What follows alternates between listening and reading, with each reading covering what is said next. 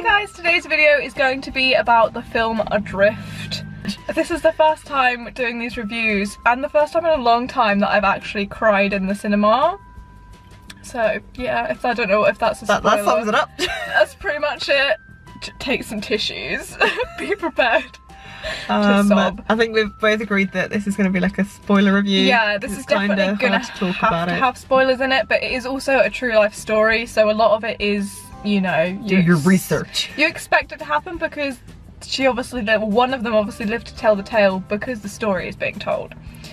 Which is a spoiler. Which is a spoiler, but you know, it would be illogical to tell a story about the people that died at fake news. sea. You know, fake news, hashtag fake news. But yeah, so this is going to have some spoilers in it. We're really sorry. Usually we do try our best not to spoil things, but it's too good not to talk about. It's true. But yeah, so this film is based off of a true life story, as we've said, about a man and a woman who decide to sail, or they get paid to sail back to San Diego on like a trip thing.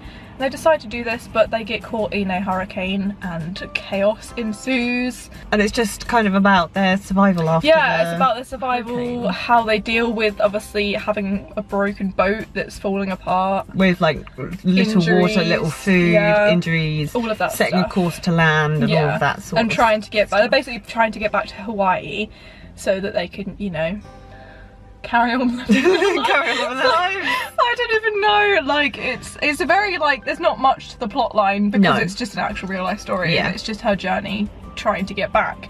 We have Shailene Woodley as Tami. Yep, as Tami. Who I thought was incredible. She was incredible. She carried this whole film.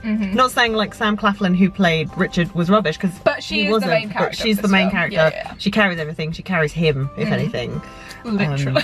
She goes through so goddamn much and she's so goddamn brave. I'm just like, Jesus Christ. Sam Claflin was great. Yeah, Sam Claflin was great because he was obviously acting a lot of very disgusting injuries and things that, I guess, unless you've actually dealt through that, I don't know how you'd act it, you know what I mean? But he had like a broken leg, which was like to the point where the bone was sticking out. Bruised ribs. He had broken and bruised ribs. He whole had shebang. like, he had a lot of crap going on. I mean, Shailene Woodley also had like, good lord, head injuries that she like self-sewed up, and it was nasty. In walking out, I said to Ellen, I was like, I don't really understand. At the beginning I didn't really understand why they were telling it in non-chronological order. So to begin with, you like get straight in with it after she like wakes up after it's the just storm happens. And you're sort of just like, oh, like why aren't you just telling it in chronological order? I felt that too. I was like, that's really weird.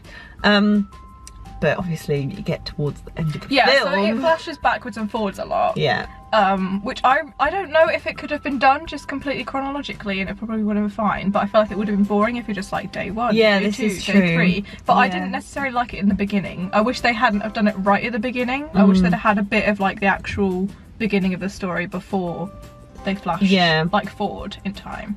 If that makes sense. Maybe they should have like switched it up and gone from the beginning and then flash forward. I felt like it was a bit too like, whoa, okay. It's like, whoa, here we are.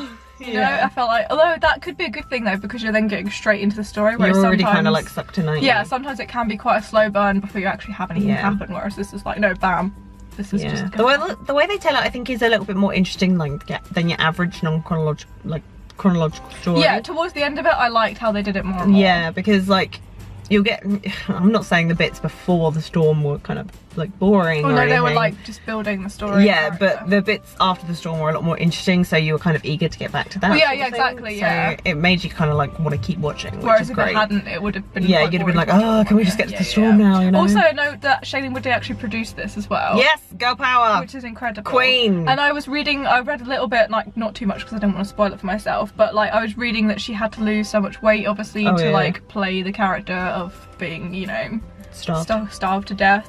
And like, it's incredible when actors do that. And I honestly think like she could be big Oscar contender next year. This, I wasn't expecting much from this at all. Like, I wasn't overly looking forward to it because I don't enjoy big bodies of water and things like that, because I can't swim and stuff like that. So a couple of the moments when it was like the really big wave bits, I was like, I am not enjoying this at all. This is like literally my worst nightmare.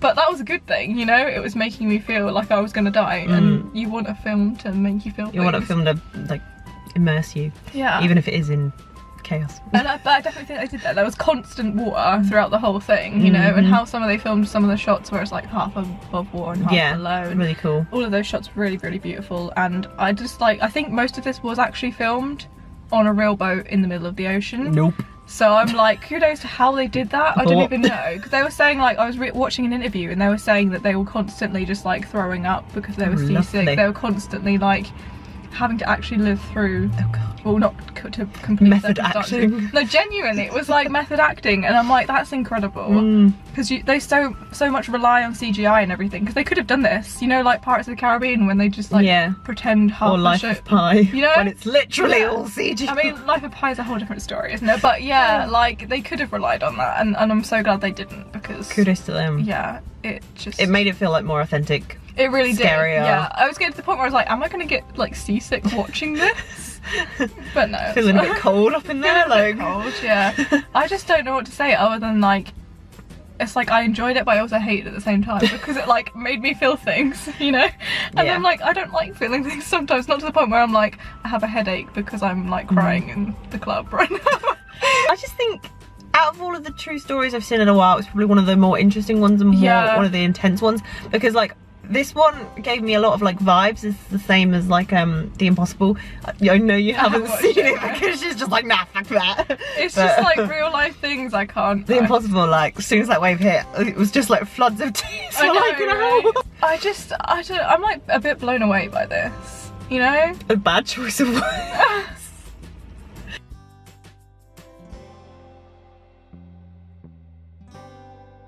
So basically, right at the beginning of the film, she thinks that she sees Richard hanging onto one of the dinghies. Yeah. And so she fixes the boat to go and rescue him. And so she rescues him, she like sets his injury, so she sets his broken leg and all of that stuff, and she's keeping him alive as well as, you know, trying to get back to wherever they're going. Did you know that he was a hallucination from the beginning? No. No? Did you? Until the bit where she sees the boat, like the big container ship boat, and she was hallucinating. That was when I knew that he wasn't real. I did kind of question it. I was just like, hang on, like that's definitely not real, because they would have seen them. Yeah, and it would have completely like, you know, toppled over their boat probably.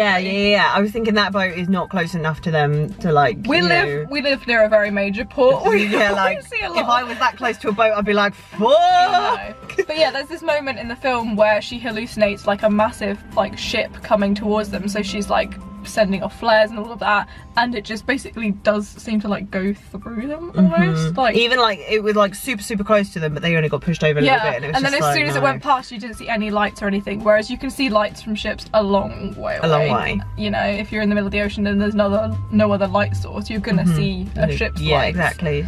And yeah, that was the moment that I kind of knew that he wasn't real. I guess I kind of in the beginning, because in the beginning there's like a shot of like this body like really far underwater, and I'm like, what the fuck is that? And then they go up to Tami when she wakes up, and I'm just like, hang on, like why has he done that then? Sort of thing. And I kind of didn't click until I think that's like what it's supposed to be like, isn't it though? Because you're not supposed to know that he's not there, because it makes it so much like more emotional when that moment finally clicks, and she's like, I have to let you go now, and then you realise it's like Jack and Rose all over again. It literally is. And then it shows you obviously like that he got hit in the head by one of the masts underwater, so then he just kind of like died, floated down to the bottom of the ocean. And and it shows her like feeding herself and like it then goes backwards on itself and shows the clips where he's not actually there, that she's pretending. Like it's like it's really cool how they did that. Made it a lot more interesting. But it hurts your feels when you finally like, if you didn't realise and then it all clicks and you're like, I heard a couple of people like especially because like the whole reason they're on this trip is because like he's doing a favour for some friends, and they're sailing back to San Diego, and she didn't really want to, and then she kind of got roped into it, so like it would never would have happened if they hadn't have done I can't believe they've done this. They like actually shoot finally, because it's towards the end of the film where you actually see them like properly, all of the shit go down, and how they filmed that was insane. I don't know how they did that, because they're like turning around in like a giant it was mad. You could like feel and hear every, because then there was like moments of silence, and then it was like boom, and I was like, that's incredible. Like, there's not many often like moments where like the sound really gets you, and they're not just using it just to like make you jump or something. No, like you could like feel everything. Yeah. Like when she was tumbling around in the below deck thing. Below deck.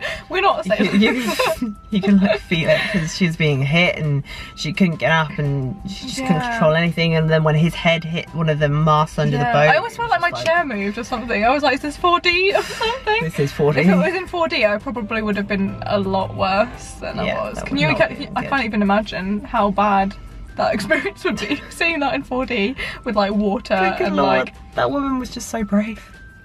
Considering it's a real life story, yeah. And then they shoot pictures of her on her boat and her being like rescued and things, and it's very like the boat is really really close to what it was in real life, and I don't think they necessarily look very similar.